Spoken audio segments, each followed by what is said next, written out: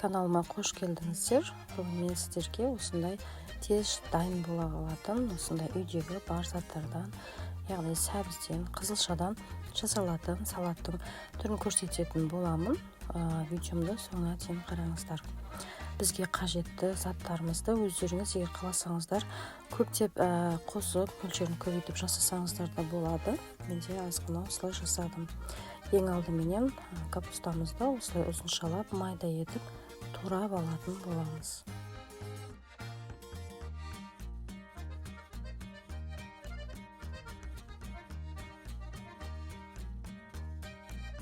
Туралған капусталарымызды бір бөлек ыдысқа алып, оның үстінен кішкене тұз сеуіп, қолымызбенен жақсылап кішкене мыжғылап қоятын, бір шетке қоятын боламыз. Өйткені капустамыздың сөлі шығып, кішкене босап, жұмсарып тұратын болады. Сонан соң ғана басқа заттарымызға кірісетін боламыз. Бұл салат өте пайдалы, барлық витамині өзінде тұратын, свежий күйінде жесеңіздер болады. Келесі бізде сәбізімізді осындай корейский деп айтамыз, осындай теркадан өткізіп аламыз, ұзыншалап сәбізімізді өткізіп жақсылап дайындап аламыз.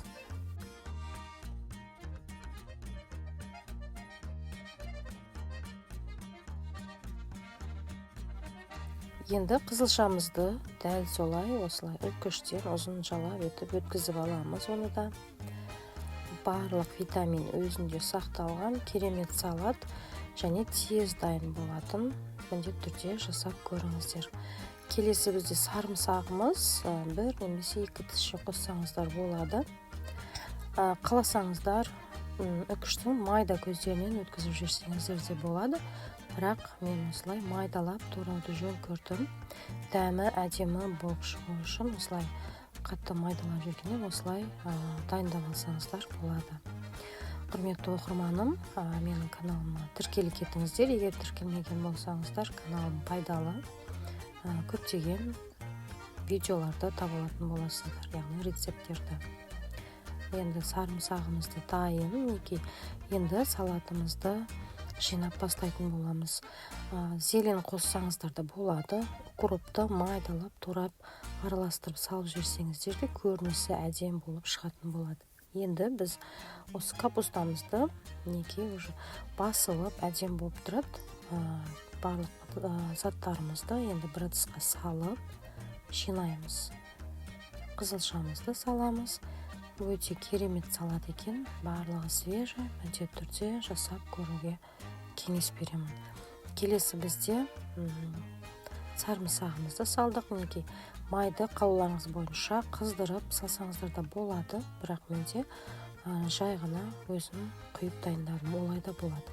Келесі аздап кішкене тұз және паприка және қара бұрыш, қызыл бұрыштан аздап салсаңыздар да болады. Кішкене әшшілік дәм беріп, дәмі үйлестіріп істесеңіздер болады. Келесі бізде сұйық май, оны жаңағы айтқанымдай қыздырып құйсаңыздар да болады. Енді барлығын біркелкі етіп, жақсылап араластырып алатын боламыз. Араластыру барысында сәбізіміздің өзі жұмсарып, біркелкі әдемі болып шығатын болады.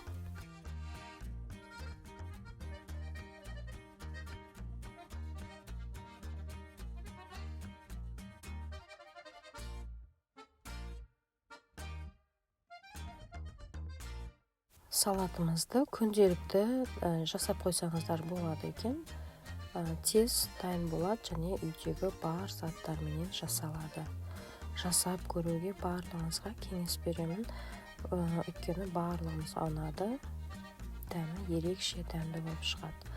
Салатымыз дайын, араластырып болғанша өзі сәбізіміз, капустамыз, яғни бәрі де жұмсарып тұратын болады. Көрінісі де өте керемет. Дәмі де әдемі, үйдің ішін алып кетті, иісі өте керемет екен. Міндетті түрде жасап, каналыма тіркеліп, ұнап жатса лайк басып қоюды ұмытпаңыздар.